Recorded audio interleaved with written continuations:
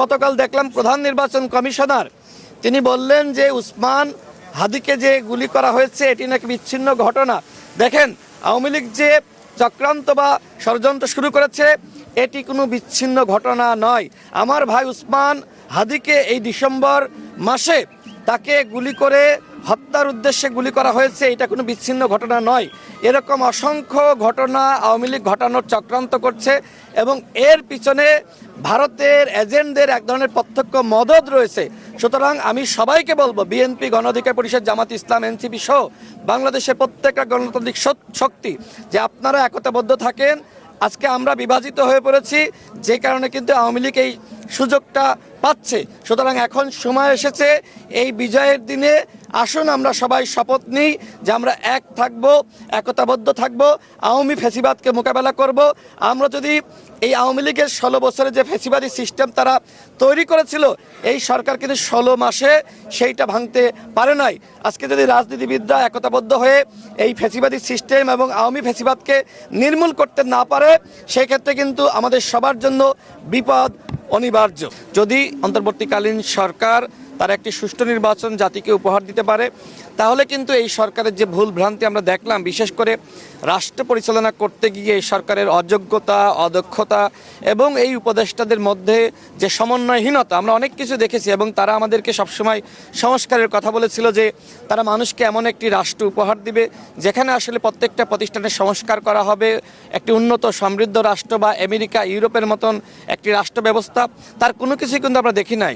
বরং এই 16 মাসে আমরা দেখেছি যে আওয়ামী লীগের পুনর্বাসন করা হয়েছে, বিভিন্নভাবে কিন্তু আওয়ামী লীগকে সুযোগ সুবিধা দেওয়া হয়েছে, যার ফলাফল আমরা দেখলাম যে আওয়ামী লীগের বিরুদ্ধে কার্যকর ব্যবস্থা গ্রহণ করতে না পারার কারণে এই যে আওয়ামী লীগের দুর্বৃত্তরা তারা কিন্তু আজকে গুপ্ত হত্যা শুরু করেছে।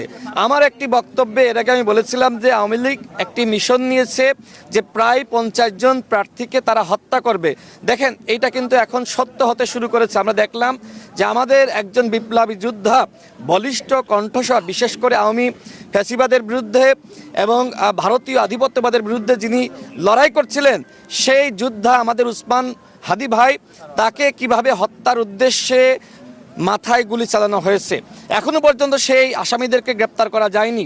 আমরা দেখলাম যে স্বরাষ্ট্র উপদেষ্টা তিনি বললেন যদি এই আসামিদেরকে কেউ চিহ্নিত করে দিতে পারে সেক্ষেত্রে 50 লাখ টাকা উপহার দেওয়া হবে। আমার প্রশ্ন হলো, তাহলে এদের পক্ষ থেকে আমরা সবাইকে শুভেচ্ছা জানাই। আমরা যে লক্ষ্য এবং উদ্দেশ্যকে সামনে রেখে স্বাধীন হয়েছিলাম, স্বাধীনতার এত বছরে বা বিজয়ের এত বছরেও কিন্তু এখনো পর্যন্ত আমরা সেই সাম্য, মানবিক মর্যাদা এবং সামাজিক সুবিচারের ভিত্তিতে একটি নতুন রাষ্ট্র, সেটা কিন্তু এখনো পর্যন্ত আমরা প্রতিষ্ঠা করতে পারিনি। দেখেন, এখনো পর্যন্ত আমরা বলছি নতুন রাষ্ট্র। ঠিক ওই সময় যারা মুক্তিযোদ্ধারা ছিলেন তারাও একই কথা বলেছিলেন যে একটি নতুন বাংলাদেশ, নতুন রাষ্ট্র। অর্থাৎ দীর্ঘ সময় পেরিয়ে গেলেও এখনো পর্যন্ত সেই নতুন রাষ্ট্র যেখানে সাম্য, মানবিক মর্যাদা, সামাজিক সুবিচার থাকবে, সেটি এখনো পর্যন্ত আমরা প্রতিষ্ঠা করতে পারিনি। বিশেষ করে আমরা দেখেছি যে আওয়ামী লীগ যারা নিজেদেরকে সবসময় মুক্তিযুদ্ধের সপক্ষের শক্তি হিসেবে দাবি করেছে, সেই আওয়ামী লীগ কিন্তু গণতন্ত্রকে হত্যা করেছে এবং মহান মুক্তিযুদ্ধের যে চেতনা, সাম্য, মানবিক মর্যাদা, সামাজিক সুবিচার এবং যেখানে কথা বলার স্বাধীনতা থাকবে এবং চলাফেরার নিরাপত্তা থাকবে এবং যেখানে আসলে মানুষ অর্থনৈতিকভাবে আপনার একটি সমৃদ্ধ হবে, সে ধরনের বাংলাদেশ কিন্তু আমরা গঠন করতে পারিনি। বিশেষ করে আমরা দেখেছি 14 সালের নির্বাচন, 18 সালের নির্বাচন, 24 সালের যে ধরনের দামি নির্বাচন, এই যে নির্বাচনী ব্যবস্থাকে ধ্বংস করার মধ্য দিয়ে আওয়ামী লীগ মূলত মুক্তিযুদ্ধের চেতনাকে ধ্বংস করেছে।